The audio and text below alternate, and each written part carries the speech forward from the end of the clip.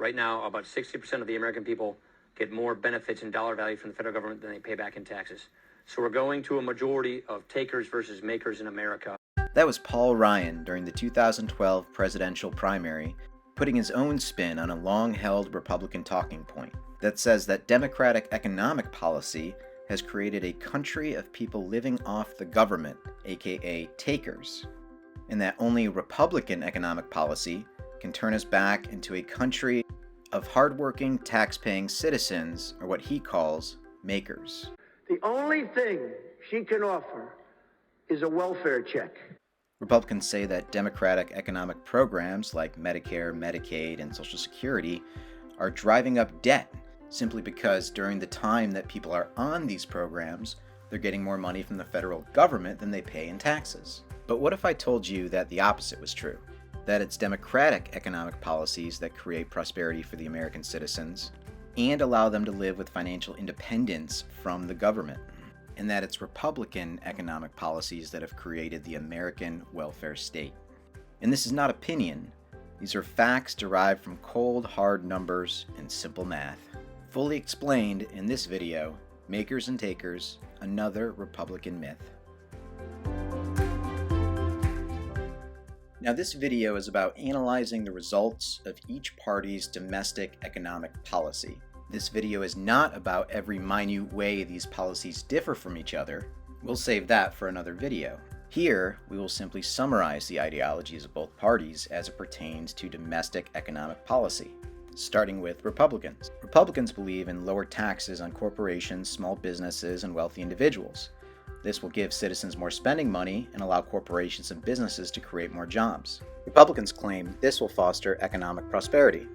Democrats, on the other hand, believe in direct government assistance for poor and middle-class individuals, paid for by high taxes on wealthy individuals and corporations. This redirects money into the hands of people that will spend it on needed products and services. Democrats claim this will foster economic prosperity. To analyze the effects of these two economic ideologies, we're not going to look at the federal government, where economic policy is mixed between Democratic and Republican ideology, but instead we're going to look at the state governments, where economic ideology is more homogeneous towards one party or the other. You see, each state is like its own country, with its own domestic economic policy for its citizens. Each state government is able to levy taxes and provide economic aid, just like the federal government. But with state governments, these economic policies are very partisan, because in the majority of states, the same party has control of the state government year after year after year, and usually that party has control of all three electable government institutions. Governor, Senate, and House are what is called a state government trifecta. And so by looking at the residents of each state, some living under Democratic states and some living under Republican states, and then looking at how much they pay in federal taxes as working Americans against how much they take in federal aid, generally as non-working Americans, we will be able to analyze which political ideology creates economic prosperity, or makers, and which ideology leads to government dependence, or takers. All the data we need is in the public domain published by the federal government. We simply take the total tax dollars paid to the federal government from each state, we subtract the money each state received from the federal government, and then we divide by the population of each state to give us a per capita number. We analyze the last 5 years of federal budgets, and included in this video is a deep dive into the last full year we had access to, 2019.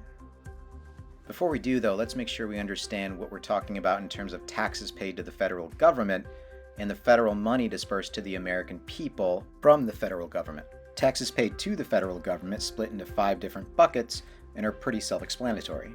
Federal money dispersed to the American people are split into 3 different buckets and are a little less understood.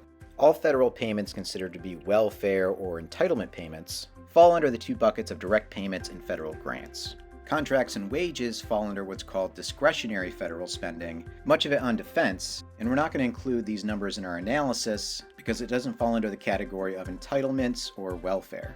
So let's run this analysis on our first state, the great state of South Carolina. South Carolina has a Republican state government, a Republican governor, Republican Senate, and a Republican House, with a population around 5.1 million people. The average resident of South Carolina pays $7,741 in federal tax dollars. The average person in South Carolina receives $10,849 in federal welfare and entitlement programs from the federal government. This means that each South Carolina resident living under this Republican state government costs the U.S. taxpayer $3,108 annually. That's over $15 billion of U.S. taxpayer money spent on welfare and entitlement programs for the residents of South Carolina in a single year. So is the Republican state of South Carolina a welfare state, as the Republican Party would call it, or a taker state, as Paul Ryan would call it? We do not want to have a nation of a majority of takers. We want to have a nation of a majority of makers. By their own definitions, yes. But South Carolina is not alone and is not even the most egregious taker state in the country. Let's take a look at the top 10 welfare states in the country, and let's pay attention as to which political party controls each state government. At number 10 is South Carolina, a Republican state that costs the American taxpayer over $3,100 per South Carolina resident. In at number 9, however, is a Democratic state, Delaware, that costs the American taxpayer over $3,100 per each Delaware resident. Number 8 is Louisiana, a Republican state government. And number 7 is Maine, a Democratic state government. In at 6 is Kentucky, Republican, Arkansas, Republican, and Alabama, Republican, at number 4. The average resident of Mississippi, at number 3, costs the American taxpayer an average of $4,700 and is also a Republican state. And number 2 is New Mexico, a Democratic state that costs the U.S. taxpayer an average of over $4,800 per New Mexico resident. And the number 1 welfare state in our country, the Republican state of West Virginia. West Virginia has a Republican state government, a Republican governor, Senate, and House, and a population of over 1.8 million people. Each person in West Virginia pays on average $6,696 in federal taxes. Each person in West Virginia receives on average $13,004 in federal welfare and entitlements from the federal government. This means that each West Virginia resident costs the American taxpayer over $6,300 annually. With a population around 1.8 million, this means over $11 billion of U.S. taxpayer money is spent on welfare and entitlement programs for the residents of West Virginia in a single year. Now, you probably noticed that 7 of the top 10 welfare states in the United States are Republican states, with Republican governments. This trend becomes even more apparent when we zoom out from the top 10 and look at the top 25 states most dependent on the federal government. And you'll see that 17 of the top 25 states most dependent on the federal government are Republican-led states. So what does this tell us? Do Republican economic policies lead to the welfare state? Do Democratic economic policies lead to economic prosperity? To answer these questions, we have to look at the other side of the issue, starting in New York.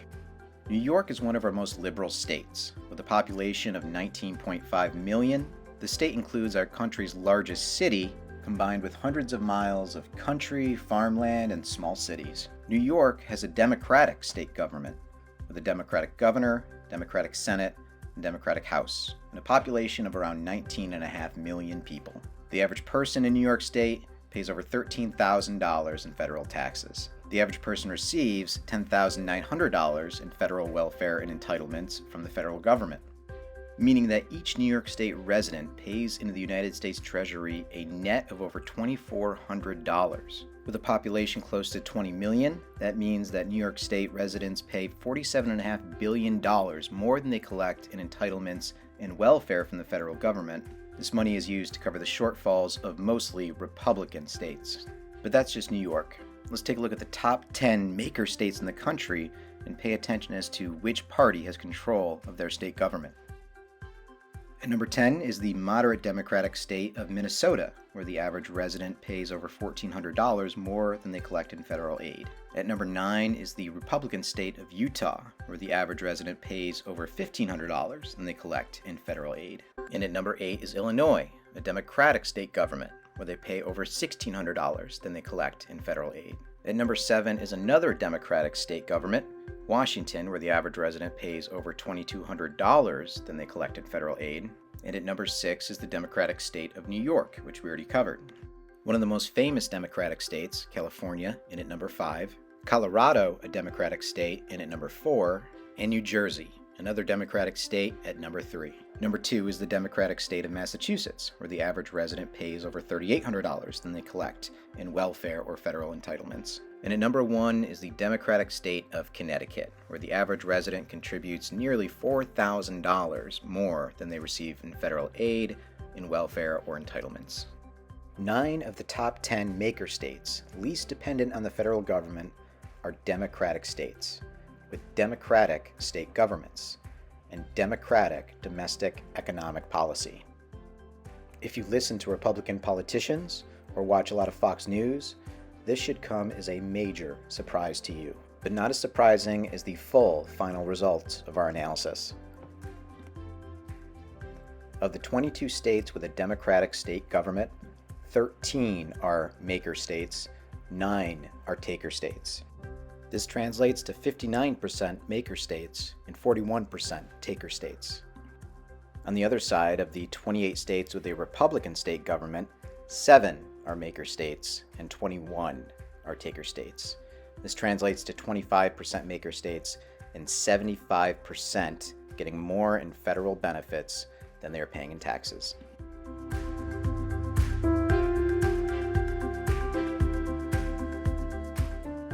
Democratic state governments with democratic domestic economic policies are more than twice as likely than Republican state governments to lead to prosperous, economically independent citizens that pay more into the federal government than they are given in welfare or entitlements.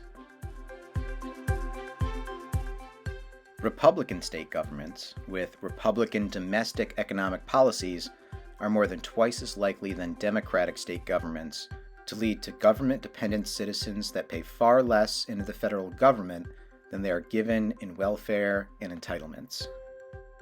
And this has been true for at least the last 5 years. So when you hear Republicans talking about lower taxes on wealthy individuals and ending government benefits, with abolishing the corporate income tax, with abolishing the payroll taxes, and with abolishing the death tax, which is cruel and unfair. Or when you hear Republicans denounce democratic economic policy as socialism, well, it's an introduction of socialism into America. That they are doing so fully aware that the constituents of their own states are surviving on government aid paid for by the prospering residents of the country's most democratic state governments.